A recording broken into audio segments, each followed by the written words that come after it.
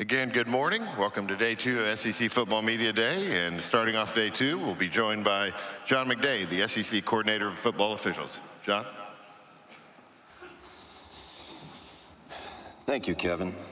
Good morning. I'm going to bring some data from the 23 season to you, talk about how the season ended, talk about some of the majority of the new playing rules that we have for the 24 season are certainly the playing rules that you and the fans are going to recognize.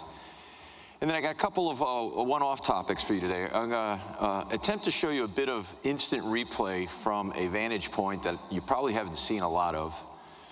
And then we'll end it with officiating and how it approaches where the game is innovating, where the game is evolving, and how we try to keep up with what's going on.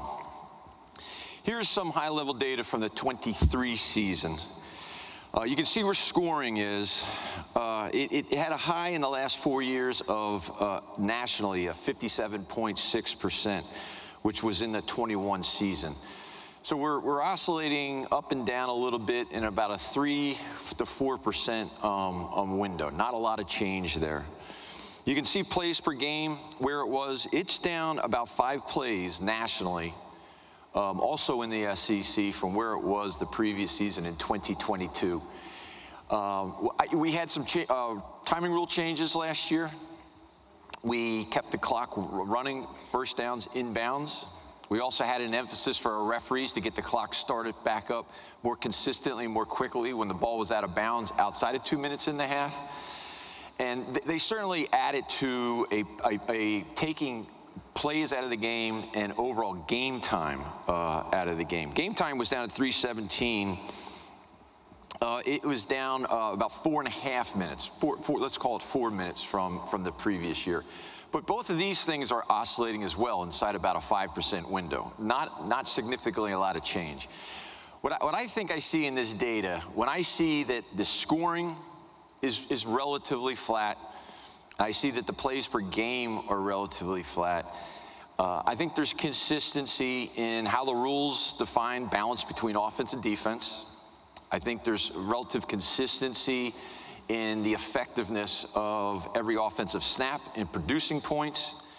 And if you multiply those two things over a consistent number of plays per game, you're going to get flat scoring. That's my interpretation of that data. Fouls per game, you can see where we are.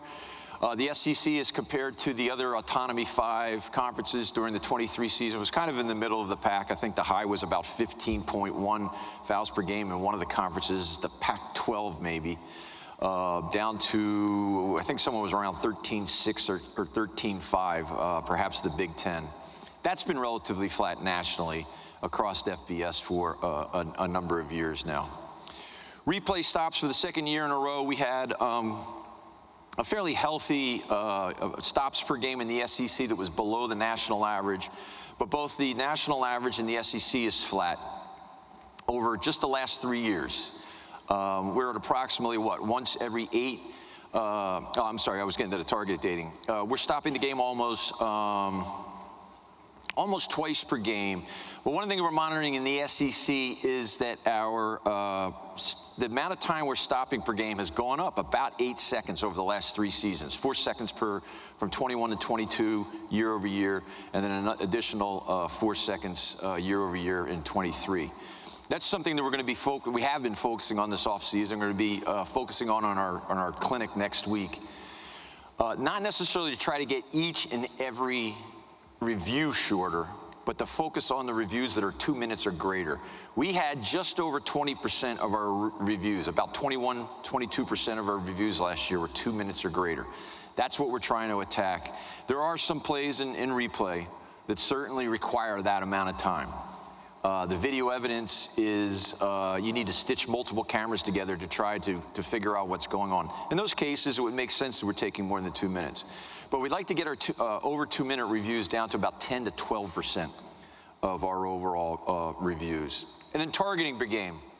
We were at about once every 8 games creating a targeting foul in the SEC. The average nationally is about once every 7 games. And this has been flat for 3 years now. And I attribute this to two things. I think there is consistency nationally in the framework of judgment that we're using in targeting. And then most importantly, and I said this last year as well, the behavior has been modified by the athlete. We're not seeing the takeout, forcible hits that we were seeing a decade ago. The message being received, we have better compliance by the athletes against what we're looking for in the rules, and particularly in regular plays from scrimmage. Think about the plays we were seeing 10 or 15 years ago where he had an overthrown pass, a defenseless receiver, and a defender that was coming in high, trying to create forcible contact in the head and neck area. We're certainly not seeing that at the frequency that we were seeing it back when the rule was instituted in the late 2000s. A couple of other pieces of data that are on this slide related to replay, instant replay in college football. I talked a bit in years past in this particular address of our model. Our model is that the replay team is expected to stop the game whenever they have compelling video evidence that there was possibly an error made on the ruling on the field. Whereas in the NFL, the model is a coach challenge model outside the last 2 minutes of each half. Across the FBS in 2023, targeting reviews represented 19%, almost 1 in 5 of all reviews nationally during the 23 season were targeting. Reviews against what we call a magic line. Was the line to gain made for a first down, or did the ball break the goal line plane for a touchdown? That represented 22% of all reviews across FBS in the 23 season. And then lastly, catch, no catch, whether it be in the field, in the end zone, at the sideline, a potential interception. That represented 25, 1 in 4 reviews nationally across the 23 season were catch, no catch. If you add all 3 of those categories up, 2/3 of all reviews have to do with targeting, whether or not the forward progress spot made the magic line, a line to gain or the goal line plane, or catch, no catch, including interceptions. 2/3 of all our reviews are one of those 3 categories. Now, factor this in. Targeting across the 23 season nationally, 48% of the time, almost 1/2, we did not change the ruling on the field.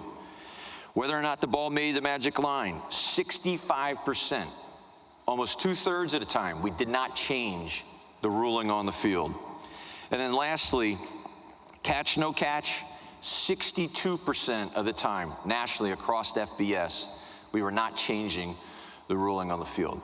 So I want to point out to you that we're stopping the game, and a large majority of the time, we're not changing the ruling that's on the field. And we're more or less doing it correctly, right? I think nationally, this is true in the SEC, and I think nationally, we're all on the same page of the standards we're supposed to be using to potentially overturn a call in instant replay. The way the rule is written to say that it makes the assumption the ruling on the field is correct. Targeting is the only exception there. If we review targeting, we're going to start from scratch, and because we don't want to create stands in targeting, right? But we're assuming the call on the field is correct, and that we need to have no doubt and indisputable video evidence that the video shows that the ruling on the field needs to be reversed, right? I think nationally we're all on the same page there. But we also have, and this is unique to the college game as compared to the professional game, we also have the onus to stop the game when the video may be presenting some compelling evidence that something needs to be looked at, right? And that's what's creating all these stops where we don't have an outcome. We only have so much time in between snaps, and the burden on the replay official of when, if and when, to stop the game is not a trivial one. It's a very tough one. So there's advocacy for adopting more of the NFL model. Not completely a 100% coach challenge system like we see on Sundays, but more of a hybrid model where perhaps we are still stopping the game out of the replay booth for certain scenarios. Targeting would be an example. A scoring play would be another. but leaving a lot of the reviewable elements of the game to coaches' challenge so the coaches can decide at what point in time there's something that needs to be looked at. It has a competitive impact in the game, and therefore we should stop the game to take a look at it. Rule changes for the 24 season. The big one that everyone's talking about is the introduction of 2 new technologies to the sideline. Technologies that are both seen in the National Football League with one caveat, and I'll get to that in a second. The first is the adding of radios to players' helmets such that we can have coach-to-player communication on the field during the game. The way we've implemented and made it a permissive rule in the NCAA largely, if not wholly, mirrors what they're doing on Sundays in the National Football League. Only one player at a time on either side of the ball can have the speaker. A player that has a speaker in the helmet's denoted by a unique green sticker that's on the back of their helmet. The radios for both sidelines, offense and defense, will shut down at 15 seconds remaining on the play clock or the snap, whichever should occur first. It is a single system that's serving both sidelines. So when the switch is clicked to cut off communications, it's done simultaneously to both sidelines. And the technology is exactly the technology they're using in the National Football League. So it is something that's proven. They've used it there for, I think, at least a decade there. The second is we've added the ability to have tablets on the sideline for the purposes of viewing video for coaching purposes. And the caveat I mentioned earlier is at the NFL, they have tablets on the sideline, but they're still only having still picked photos, if you will. They do have a tablet, but it doesn't have video. It just has still photos that are taken at various times pre-snap and after the snap. In college, we're going to have full motion video of the current game. And that's the requirement. They cannot have advanced analytics on that tablet. They can't bring up video from another game, maybe some scout film that they'd put together for that opponent for that particular week. They can only look at what we call the program feed, the television broadcast for that particular game, plus 2 coaching cameras that are set up at the high 50, sometimes referred to as the all-22 camera, and then a camera in one of the end zones. The second is we've added a 2-minute timeout to the college football game. Again, largely mirrors what they're doing in the National Football League. This was created for a couple of reasons. One was our television partners wanted the ability to reserve one of the media timeouts for the second and fourth quarters for a natural break in the game, an automatic break in the game at the 2-minute mark. This does not add, and let me repeat, this does not add immediate timeout to any of our games. They're just reserving one that they would normally use earlier in the second or fourth quarters for the 2-minute timeout. The second reason we created this rule is that last year when we changed the rule to keep the clock running on a first down in bounds outside of 2 minutes, I guess nationally there was a handful of plays. We didn't see this in the Southeastern Conference, but nationally there was a handful of plays where the first down in bounds was very close to that 2-minute mark, and there was too much question on either sideline. Is that going to create a stop clock? Should that create a stop clock? Should it keep going? With the creation of a 2-minute timeout, the timing rules will change after the timeout, and it becomes a very visible line on when these timing rules will change. And then last, the declaration of a first half inning for replay. Replay rules are such that we can always go back and review the previous play as long as we haven't created a live ball. So if we had a play that resulted in an injury, television partner decides to take a media timeout. During that media timeout, we see some video evidence that perhaps there was a targeting on the previous play. We can still go back and review that play. We haven't created the next live ball. It created the curious situation that halftime, 20 minutes long, you could take to review the last play of the first half because we haven't created the next live ball, which would be the opening kickoff in the third quarter. And nationally, we had 2 plays last year. This did not happen in the Southeastern Conference. We had 2 plays last year. I believe in both instances, at least one of them, but I believe in both instances it involved a field goal attempt where during the halftime, they realized there was something missed by the officiating crew that was an element of the game that can be addressed by replay.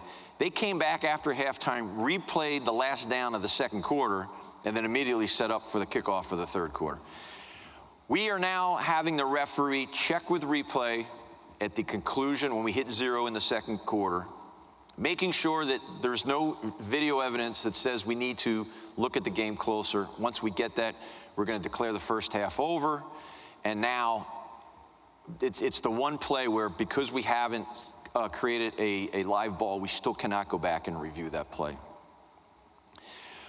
Let's talk about some replay topics. I'm going to show you two video clips, and both of them are going to have audio. You know, the audio component, I think, is something that might be new to you. You're going to be listening in on replay, on instant replay view, not just using your eyes to view what's going on. The first clip, we're going to have 2 back-to-back plays from our 2022 SEC championship game. You're going to hear a faint voice that you're not going to really be able to make out. That's our communicator in the booth. And it's not, in this first clip, it's not necessarily important that you can't hear what he's saying. But know that he is like the eyes for the replay booth, of looking down on the field and making sure there's situational awareness in the booth on whether the ball's being ready to be snapped or not, and what the ruling on the field was from the previous down. Then you're going to hear 2 clear voices, which are the replay official and who's in the booth with the communicator, and then the collaborative replay official, which is in the video center in Birmingham. Let's listen in on this video.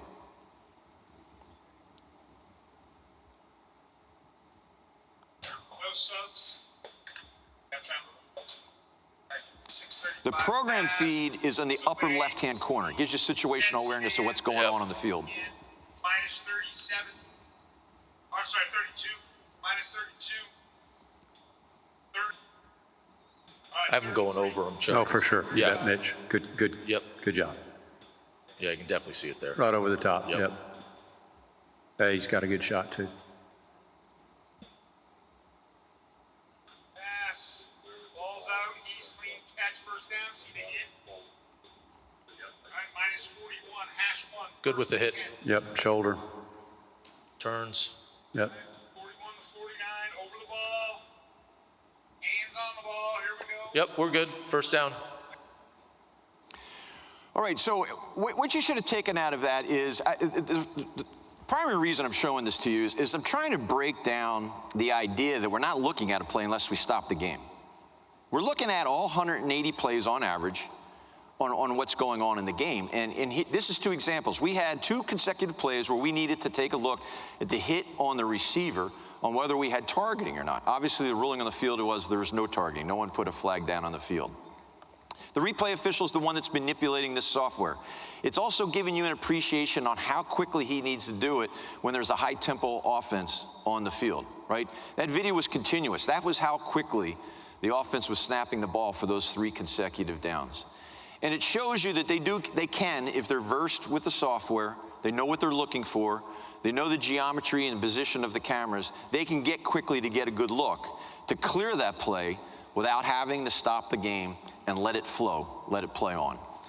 The second video I'm going to show you here, I'm going to show you a full replay stop. And there's going to be 4 voices on this, this video, and there will be something in the lower left-hand corner that's going to show you which voice is which while it's going on. It's a communicator and replay official along with a collaborative replay official that we heard in the previous clip. And then the 4th individual is the referee that gets over on the headset to talk to the replay crew. They ended up overturning this play on the field. Let's take a look at this one. 36 to the 22, 36 to the 22. Snap, pass, intercepted, ruling on the field. Make sure he's got it. Yeah. He's bobbling the ball. I know. Stand by, David. Chuck, he going down to try to get it. He does not have control. This is not it. Stop it right now. Yeah, stop it. Replay. He does not have firm control. The ball moves without his control. An interception, and he does not have firm control going out of bounds. Make make sure we have the previous spot. Is a 36. Take it back a little bit further, Jordan. We got plenty of time, Jordan. Don't rush through this. This is huge. Yeah. When he hits his knee, when he hits his knee, he does not. Control. Yeah, he does not. Yep. Okay. He does not have firm grip and control. I totally agree with you. All right, Jordan, I'm here listening. David, we're going to take our time with this. Show David. He does not have firm grip and control on this interception. So we're going to overturn this to an incomplete pass, and I'm going to give you your previous spot. So it will be third down at the previous spot. Yes. You need your previous spot? Third and 14 at the 36, right? Yeah, third and 15 at the 36. It's be third and 15 at 36. I don't think they ever move, so I think we're good at the 36. Okay, sounds good. So we'll be on 36 left hash, and it'll be third down, correct? Yes. Okay, Third down. Thank you. No clock adjustment. So, because it's incomplete pass. Got it, Scott. Here's what I wanted to point out with this play. You can see that the actual evaluation of the play and whether we had an incorrect ruling on the field started before we even stopped the game. I'd say 1/3 of the decision process on whether this was a correct call or not was already made before we even stopped the game. And that green number that started up the top, it's now at 108, but it started, that was at the point in time when we said replay, replay, replay. You heard a muffled voice in the background like an adult in a Peanuts cartoon. That was the referee making the announcement on the field. And when he's done that announcement, that's when that timer starts. The referee didn't get on the headset until 22 seconds into that review.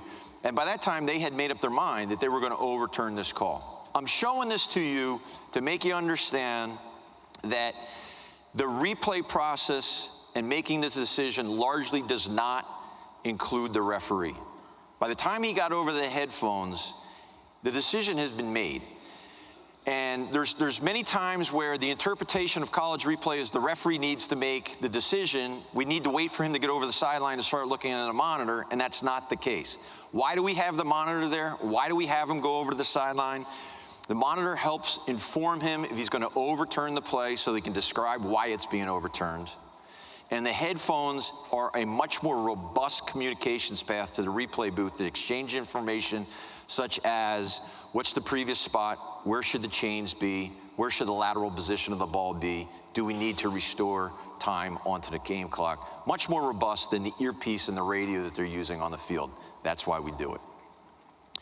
Some officiating innovation. I'm going to show you 3 plays that we're largely seeing. The first play we didn't see until the last third of last season. Let's go ahead and look at the first clip. You can see we're lining up here, and we have a hand clap. Stop it right there. We have a hand clap by the Wildcat back. Obviously, the clap is the cadence the offense is using to snap the ball, and when he claps, we're having a fairly abrupt shift.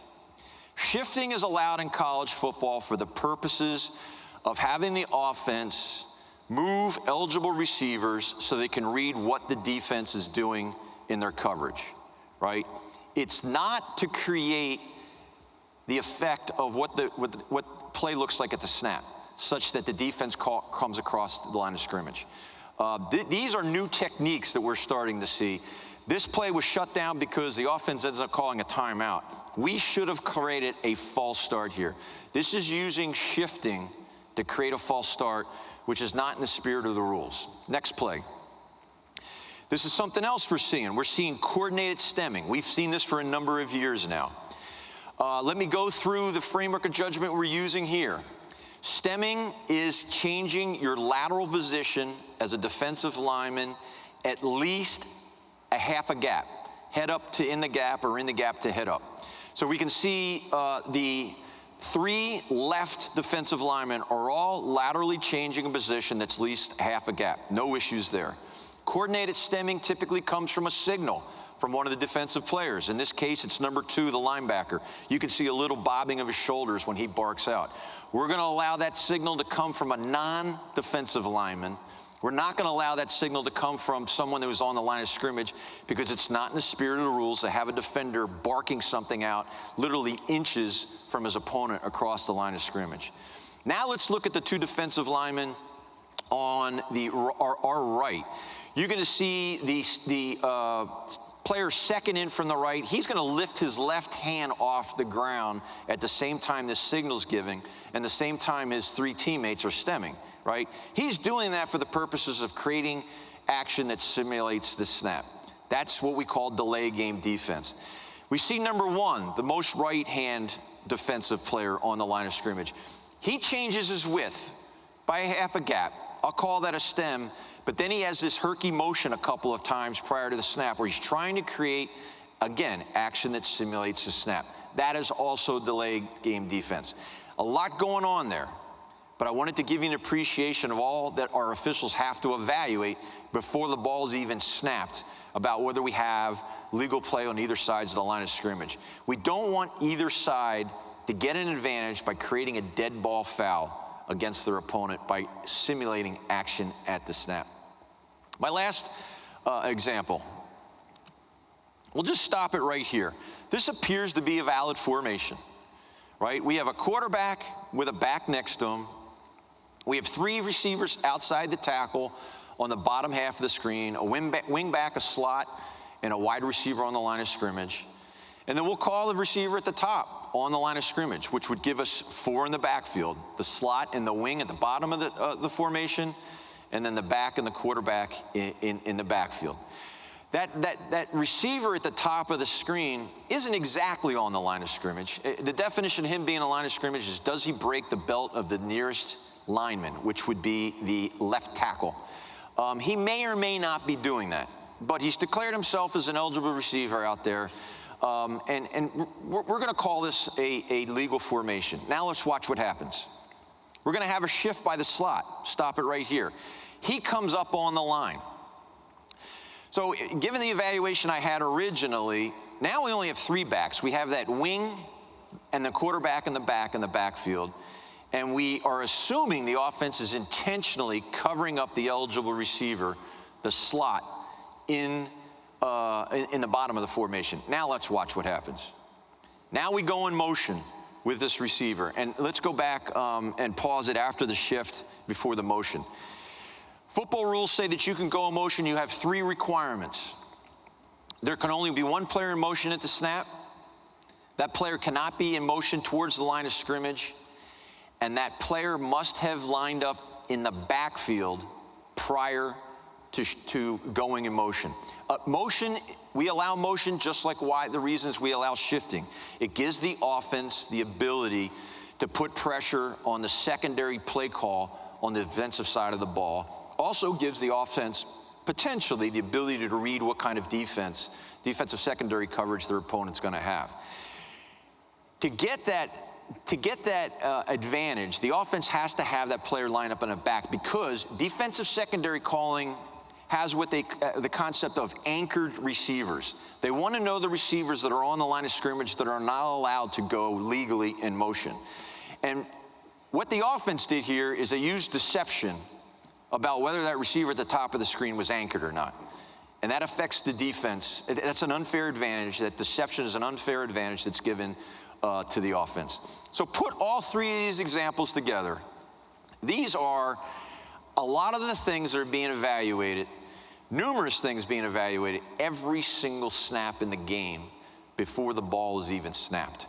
This business of the two teams trying to create a dead ball foul, both on the defensive and the offensive side of the ball, particularly by the offense in third and fourth and short scenarios, is a rather new wrinkle. The emphasis on it anyways is a rather new wrinkle over the last couple of years. And instead of seeing it once every weekend across a number of games, we're seeing it multiple times in every single game.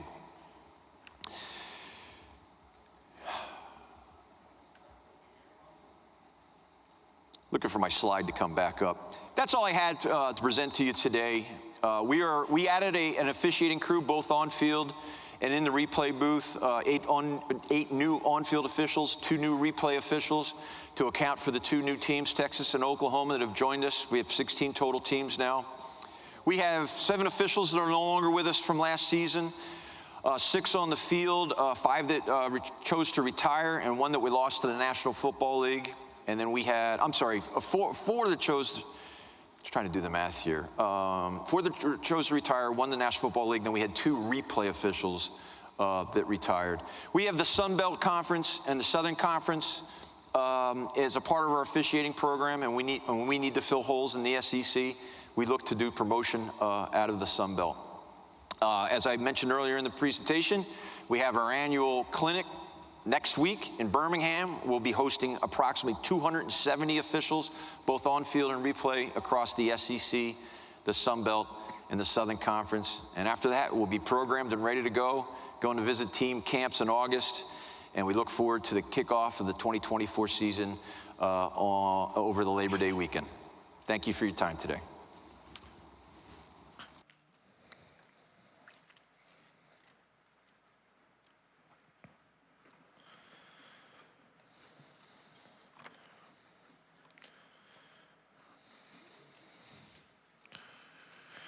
Good morning, everyone. Thank you for all those that attended the event last night. There's another event tonight. You're invited to a media party at 6:30 p.m. hosted by the Goodyear Cotton Bowl at Bowl Games, which can be described as 1 part football, 1 part bowling, and 1 part cornhole. So enjoy plenty of food in an open bar and lots of TVs to watch tonight's Major League All-Star game. Buses will leave from outside the doors of the hotel, same place, near the escalators, near Bob's Steakhouse. They'll begin running at 6 p.m. and will run continuously to and from bowl games until 9:45. So a great way to relax this evening after day 2. Again, Goodyear Cotton Bowl, thank you to them. Their sponsor of the party tonight at Bowl Games. Should be a great evening.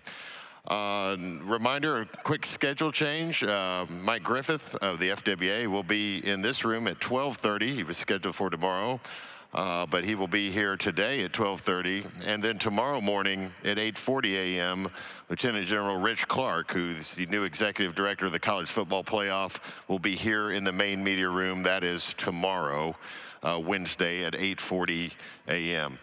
If you haven't already, now's a good time to silence your cell phones and before our press conference begins, and we will begin today's program in just a few moments.